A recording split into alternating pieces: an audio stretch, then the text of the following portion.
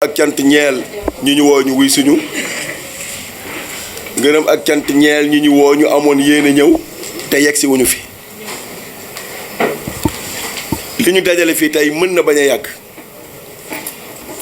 dans la mesure où tey benn njaboot moo fi daje benn njaboot moo fi daje lii sukkandiku ci ànd bu yàgg leneen li sukkandiku ci deret leneen li sukkandiku ci xame li tax ma jiitu ci ànd bu yàgg damay jël exemple suñu papa ji toog ñett yi ma wax yépp dafa daje ci moom bu dee ci ànd ñun dañoo juddu jàngi dem daara jóge ca dugg école jàng yàlla def benn jamono ñu dugg ci ñu engagé wu ci vie politique 84 su ma juumul vers les années 82 jeunes collégiens au lycée Malick Sy ñu engagé wu dans le PIT li tax ma koy wax ànd na ak suma benn xarit Omar Diagne mu ngi fii taxaw parce que wax day am seede ak maman Sissoko boobu dañ daan teg banc di toog ñu ñuy récité loo ay livres marxisme lu nekk 84 ñu engagé wu dans le PDS au lycée Malick Sy engagé wu dans le PDS jóge PIT dem PDS Ablaye Wade nekk suñu lépp ñu jàpp ñu idéologie bi Ablaye Wade am ñun jàpp nañu gis nañ suñu bopp ci ginnaawam lu ne nag doon nañ ko def mais nous avions choisi comme leader le président Abdoulaye Wade très long compagnonnage ñu fekk fa suñu papa yi ñu tette ñu ànd ak ñun nekk ak ñun jàppe ñu doom jàpp ni waruñoo teg suñu tànk fu ñu ko warul teg suñ ko fa tegoon ñoom ñu am gàcce moom mii di wax dafay habitude di ma wax ni sam papa man moo ko dugal police donc su yàlla defee ñu daje presque mu bokk sax xëy na ci ñi fekkee sama ngénte jamono di dox ba kilifteef indi man ma nekk maire war a jël dogal ci moom lu dul yàlla nen la jamono di dox ñu nekk PDS ànd ak suñu frère muy le président Idrissa Seck ànd bu yàgg ànd bi dem aboutir ba 2000 suñu long compagnonnage ak PDS ak lépp lu ñu dund ak moom alternance am Idrissa dugg dans ñu dem au régime yor nguur gi mais lu ñu Idrissa joxul woon soxlawuñu ko woon on a été à la LONASE comme agent divorce am entre Abdoulaye Wade ak Idrissa Seck on a été expulsé man ci ñiy dàqoon laa bokk ku ma xam-xam ni man agent de la LONASE laa woon ñu jóge LONASE ma dem mairie de ville ñu def délégation spéciale ñu ni kii nitu Idrissa la su ngeen ko fi bàyyee lu fi xew dina dem nettali ji ko Idrissa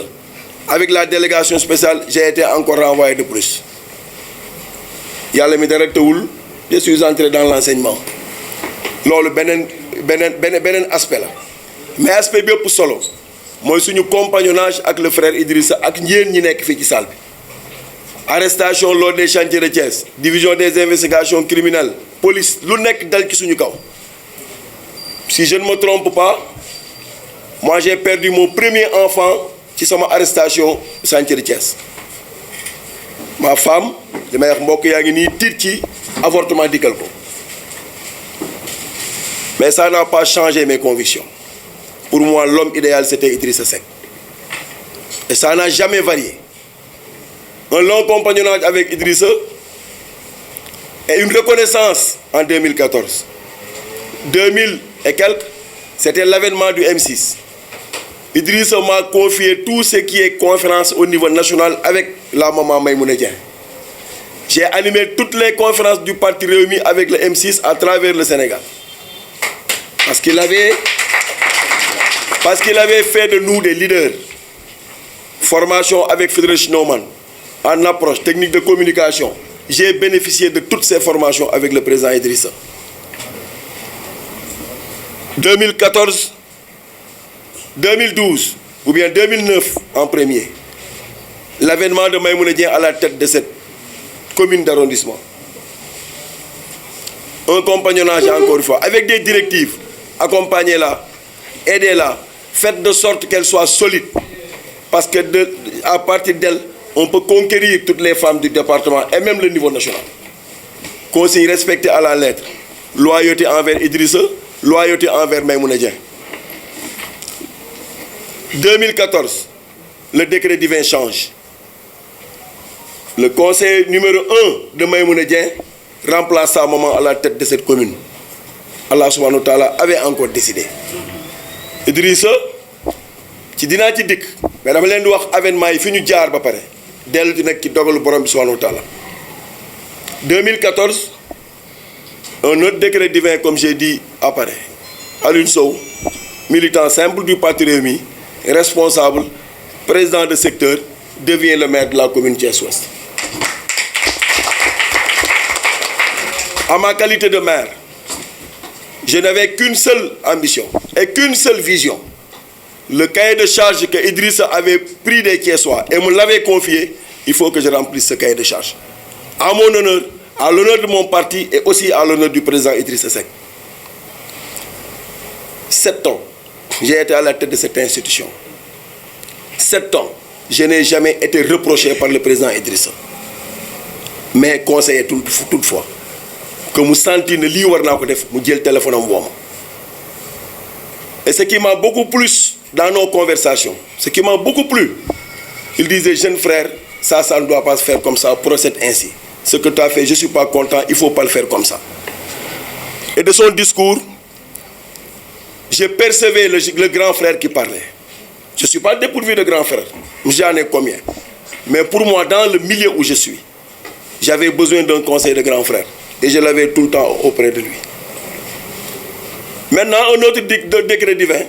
7 ans après, 7 ans de gestion, Allah subhanahu wa ta'ala décide encore. Basé sur une seule chose, le pouvoir m'appartient. Je le confie à qui je veux et je le retire à qui je veux. J'élève qui je veux et je fais descendre qui je veux. Qul Allahumma malikal mulk tu'til mulka man tasha. Tanzilul mulka man tasha, wa tu'izzu man tasha, wa tuzillu man tasha bi yadikal khayr innaka ala kulli shay'in qadir. Yàlla mooy wax. Li tax ma leen di fàttali aaya bi boo demee ci Ali Imran yàlla mooy wax ak ñun. Du Idrissa Seck yàlla mooy wax ak ñun. Moo ni pouvoir man maa ko moom maa koy jox ku ma neex maa koy retiré ci ku ma neex maa yëkkati ku ma neex man maay wàcce ku ma neex pour ngeen xam ne affaire bi man la. kon ñi fëgg dënn di wax affaire bi ñoom la non non yàlla moo njëkk a fëgg dënnam mën a affaire bi moom la te xam nañ ni moom la parce que wax mu yegg moom la neex mais dafa am lu am solo ci foofu la ñuy mujjee li tax ma indiwaat décret boobu ci Ali Imran pour ñu wax ci aaya bi mooy dama bëgg nit ñi delloo ci seen xel xam ne li xew jamono yu ñu toll du coobare Idrissa yàlla la yàlla moo ne woon bés bii sama jaam bi dinaa ko jox lii bés sàngam dinaa ko arrêté fii ne woon na nag ci aaya bi soo fi nekkalee askan bi dinaa la gën a élevé soo fi nekkalee sa bopp nag dinaa la sanctionné léegi nag nañ seet dans les jours qui viennent est-ce que Dieu va nous élever ou va nous loolu moo am solo te jàpp naa ni lii rek édifié na ne compagnonnage bi rafetoon na dans le parti et incha allah dafay gën a rafet ngërëm nag ñeel suñu yaay yu ñu nekkal parce que bëgguma ñu dem ba discours bi jeex te dew ma étape par étape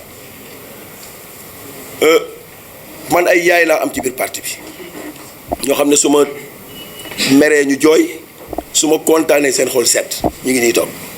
ñu mën cee cité Koumba Diop mën cee cité Jaay Ndey mi kii moom c'est ma sœur ñi fi toog nii ñëpp les Sémou Khady Diop mënuma lim Adama Kanté moom ñoo bokk baay ñoom Nabou et tout ça vraiment dama leen di gërëm dama leen di sant ci lu ñu ànd ci parti bi di ko doxal na bu boobu ba tey te ngeen jàpp ni seen frère la Idrissa Dénk warul échoué ñëwaguma ci sama waa koñ damay wax rek ñi ma nekkal ba pare jaar ci ñi ngi jeunesse bi nga xam ni ak agent yi nga xam ne ñoo nekkoon ak man jàpp ni de seen ni ma nekkee ak ñoom war na yëg dem ba ci seen militantisme au sein du parti Pa Moustapha dama bëgg nga def assemblée générale ma jàkkaarloog sama papa yi gërëmal leen sama bopp waxuma ay nii de woo leen ñu ñëw toog les anciens dans leur grand nombre bu kenn manqué ma wax leen sama xol ni mu sedd ci yéen ndax dafa dem ci Idrissa ne ko Aliou Sow de réussir na femmes yi réussir na anciens yi jeunesse bi rek a am problème ma ne ko non jeunesse bi amuñu problème jeunesse bi ñu manipuler ñoo am problème mais jeunesse bi amuñu ak man problème la preuve la jeunesse est là mais aujourd'hui au regret de tout ce qu'ils ont fait le retour est impossible que l'on chemine ensemble mais chacun avec son chemin man yarewuñ ma saaga ñi ma bokk lañu nii benn jour laa romb xale sama kër laal mu daw ci kër gi di yuux laay papa Alioune dóor na xale mësul am li may wax ay seede la yax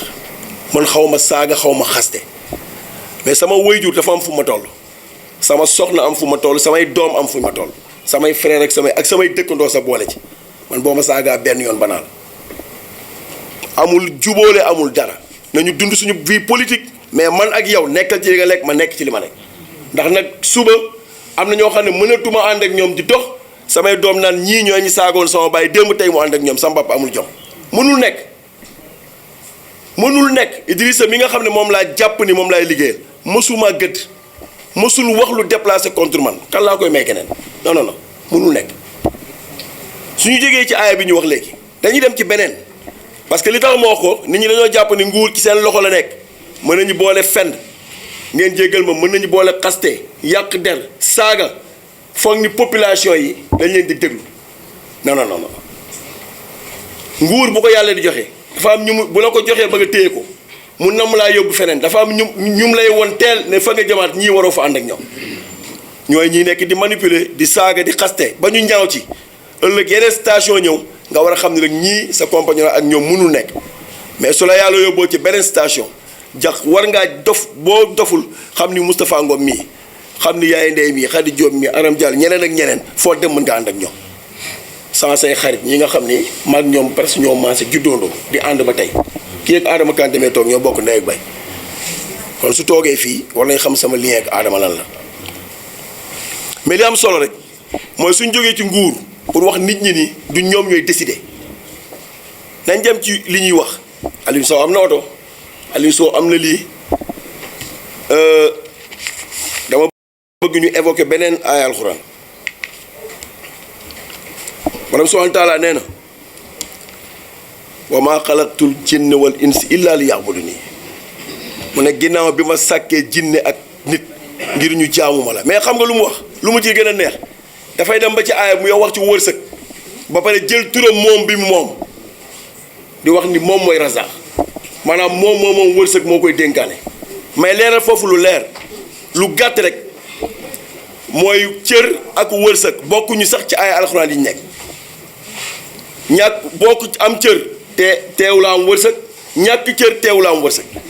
li yàlla bind ci jëwu doomu aadama bi doomu aadama mënu koo fom mënul nekk donc kuy seenu Aliou Sow torox yaa ngi ci erreur te luy Aliou Sow yor yàlla jox ko bu la méttee demal laaj ko yàlla demal nga laaj ko yàlla yaa ngi koy dëkk te pour man loolu man boog am naa ci protection qul a'uuzu bi rabbil falaq min sharri ma khalaq. On a demandé à ces versets-là, chaque jour que nous prions, nous invoquons Allah, protection contre les envieux. ñaan borom subhanahu wa ta'ala mu dimbale ñu ba coxor iñaan ñi mu nekk ci seen ñoom bañ a dal suñu kaw loolu leer na maintenant nag nguur lii laay wax pour cër bi ñu Idriss Seck jox sànq dama wax ci borom subhanahu wa ta'ala moo koy joxe mais daf koy jaar la ci loxo nit Idriss ba ko borom bi subhanahu wa ta'ala joxe mënoon na jël rakam Ali Penda jël keneen mais par loyauté et par fidélité dafa ne ñi ma sonnal naajal ma tawteel ma lu nekk ñu daj ko mënuma jël lii di ko jox mbokk te moom mooy wax ni suñu xaree ba gagné les premiers rangs seront occupés par ceux qui se sont investis soit financièrement physiquement ou lu mu mën a nekk ci cadre boobu la ko teg yëkkati dénk ma waaye moo tax nag boo demee xam nga bu ñuy wax ay mënuñ ci génne ay xadis prophète sallallahu alayhi wasallam nee na ku gërëmul nit doo gërëm yàlla donc man li ma war tey ma bëgg su ma ko waxee nag saal bi yëpp tàccuñu dama bëgg suñu ko waxee su ñëpp mënee jóg ñu tàccoondoo ko mooy dama ne man Aliou Sow maa ngi gërëm Idrissa Seck ba fi ngërëm yàpp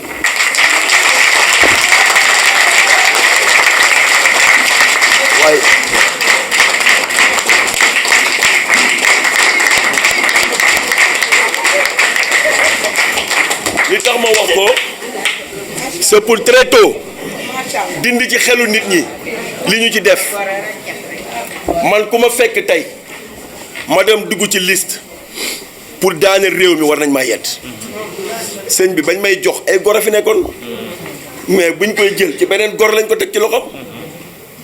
man mënumaa wax ci diggante ñetti fan dédire sama bopp dama fi dajale nit ñi àjjuma ne leen Binta Bass fu ma romb mon frère la may wax ba pare ne leen bëgg naa su élection yi passé su ma rombaatee ne ma mon frère loolu laa leen waxoon sañ naa toogaatee di wax leneen ci moom mais la ma waxoon moo fi nekk ba léegi la ma waxoon dara changé wu ci dama ne ci gor lañ jëlee may mën a jee jox ma jël ko ci man jox ko beneen gor yàlla na mission bi yegg yàlla na sedd ci moom guy mais li may wax man Idrissa moo ma intéressé aucune liste ne m'intéresse ni celle de l'opposition et plus la liste de Rewmi je ne veux être investi nulle part su ko Idrissa waxul forcé ma ci soxla ma dugg ci benn liste je veux me ranger derrière mon frère et le montrer que poste bii bi nga ma koy jox mbetteel la woon buy dem du mbetteel ci man parce que boo waajee sa bopp maa daan wax fii conseil municipal ne leen fii laa ko teg xam naa bis bi mu ñëw mais bis bi muy dem xaw ma ko na clair donc je ne suis intéressé par aucune liste de l'opposition et encore du parti Rewmi ñi jàpp ni conseil municipal alal la ngi te nañ ca dem mais nañ am ngor ba vraiment lii ñu def ba tey ji situation bi changé nañu dimbale Binta Bass bu ko yàlla falee vraiment ñu gore bañ ko ci topp ndax li tax ñu saaga ma bu dee loolu la ñuy xaar ci Binta Bass dinañ ko saaga géré wooñu xaalis tabaski yooyu ngay dégg ñuy wax de mais déggoo ku wax bilan est-ce que dégg ngeen fi ku wax bilan déggoo ko ci parti bi amul kenn ku wax bilan loolu mooy leneen la leen ñoroon basé sur 3 choses mensonge calomnie et sorcellerie Allah subhanahu wa ta'ala bannit les comploteurs ma ni yàlla moo jéppi kuy comploter complot nag dafa am limite de ana Firawna ana keneen ak keneen nguur yooyu ñu foogoon du jeex fajar borom subhanahu wa ta'ala envoyé yoo ana Namrud ana keneen ak keneen man li ma gëm à mon âge j'ai plus de 25 ans ou 20 ans de vie politique à faire comme yàlla mooy changer dund ci 24 heures waxuma laa ko dese ñaar fukki at j'ai toute une vie politique à faire mais su ma ñaanee yàlla mu may ma de mooy na ma dimbali ba vie politique boobu ma dese naa ko mën a derrière le frère Idrissa pour dire encore une fois dalal xelu nit ñi et rien ne me force à le faire je le fais uniquement par loyauté à mon grand frère su ma mag su ma taawu yaay moo ma woo démb téléphone li ma fan nga nekk ma ne ko maa ngi mairie nekk dafa yónnee cyber ba nekk ma fa mu ne ma tiens le point de presse demain ma ne ko nu ñu ko bëgg a mu ne ma ne renvoie pas le point de presse demal nga gërëm Idrissa sant ko te ne ko ñun sa famille li ñu la digal mooy magam nga na topp sa ginnaaw te ci loolu laa nekk amul leneen su ma taxawee woon neneen dañuy foog ni lii ma intéressé j'attends dès demain que le président m'appelle qu'on discute en tête à tête pas une autre personne en tête à tête je prends les missions yi ma sant dem doxali ko j'ai fini de parcourir le département j'ai fini de parcourir le Sénégal et même au niveau national jusqu'en Italie amul mission bu ma yónniwul mais loolu confiance la est-ce que tout simplement par un décret divin qui est passé par lui war naa ko cay mere kon sëñ bi du ma goree di nañ waxante dëgg man damay wax keroog ni sama dëju yaay sarax bi yëpp soxnaam moo ko def je parle sous le contrôle de Soxna Ndiaye et de Idi Diarra ku loolu doyul nag leneen du la doy en terme pour dire encore une fois Aliou Sow n'est pas intéressé par une liste parallèle benn ñaareel ba il n'est pas intéressé par une investiture ñetteel bi pour clore je suis derrière mon grand frère Idrissa Seck pour aujourd'hui et pour demain pour clore le débat j'invite les gens qui ont les investitures à ne pas traiter les gens pro Aliou Sow jusqu'à tuer le parti. Ce parti, nous l'avons fait ensemble. Nous nous sommes battus pour que ce parti naisse. Nous avons milité dans ce parti au moment où personne n'osait pas dire le nom d'Idrissa. Tout ce qui s'approche aujourd'hui de lui, Mburok Sow ko indi. mais il y a des moments où on n'était que 4 ou 5 jeunes plus suñu papa yi à nous battre uniquement pour que Idrissa jëm kanam tey nag mburoog soow am na ñuy fëlëx suñu yaay yi am na ñuy fëlëx yenn jeunes yi fi nekkoon anciens sax boo moytuwul léegi ñu pousse pas Moussa Fall pour lan pour des intérêts personnels. Personne ne peut mettre une équipe ici pour hériter de Idrissa ce parti qui nous appartient. Nous sommes des dignes fils d'Idrissa, nous ne sommes pas des bâtards dans ce parti. Que ça soit très clair. Complot et quoi qu'il en soit. J'alerte l'opinion nationale. J'alerte aussi les militants du parti Rewmi. Aujourd'hui, la mission que j'ai aujourd'hui, après avoir rencontré le président, c'est d'aller travailler pour le retour de tous ceux qui ont été éjectés de leur fauteuil. Et je peux le réussir parce que j'ai eu la chance de tisser des relations extraordinaires avec ces gens-là. On n'accepte pas que des complots ou quoi que ce soit di yàq suñu parti. Parti bi ñun ñoo ko moom te kër nag boo dindee birig sànni dindiwaat birig sànni bu yàggee dootul doon kër te nag birig yi dem ñu ngi waaj a bari mais laal nañ birig bu ñu walul laal birig bii moom du birig bu ñuy jël sànni birig bi tudd Pape Diop birig bi tudd Alioune Sow birig bi tudd Mor Sène ñooy dellu ci bâtiment bi dellu si birig yi fi jege woon kër gi dellu nam meloon jàpp naa ni lii moo doon li tax ma woo leen vraiment di sant di gërëm ñëpp di wax ni xol bi sedd na retenez une chose quand vous sortez d'ici te waxi gor laa wax man nag lu ma la wax xanaa dee j'ai été courtisé depuis avant-hier tête de liste fii soo génnee fii lii am na candidat yu ne non Aliou Sow li am na ñu déposé tey nee nañu jàppuñu woon ni man damay dañ suñ ko xamoon dañuy nekk candidat bu yàgg tey dégg ngeen leen ñu ne liñ ma dindi moo tax ñu daw di nekk candidat mais man duñ ma dindi may xeex sama parti mais ànd sa ànd la ñuy wax boo ko wàccee mais ànd boo yëg fekk ca borom ñun parti Rewmi la ñu bokk vraiment ma bëgg ñu dalal xel yi bàyyi nit ñu dem liggéeyi ñëpp dem nag liggéeyi te man ñi nga xam ni sama baat la ñuy déglu incha allahu rabbi su ma doon battre campagne it ci indication Idrissa lay nekk mais nag nit mënoo ni dëmm la ba pare ne ko kaa ñu ànd tam nañu ma dëmm nañ ma dem ñu sant ma beneen mission ma dox ko mais tam ma dëmm ba pare na ma kaa ñu ànd xanaa dangaa bëgg ku la lekk sàcc la jubuma waa commune bi dañ maa bannir waa commune bi dañ maa rejeté et ils ont utilisé même le mot vomir ils l'ont utilisé mais un vomi c'est pas grave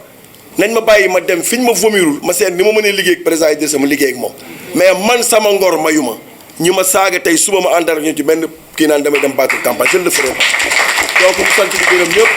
vraiment di gërëm ñi fi ñëw ñëpp di sant suñu yaay yi vive le président Rewmi vive le président Idrissa Seck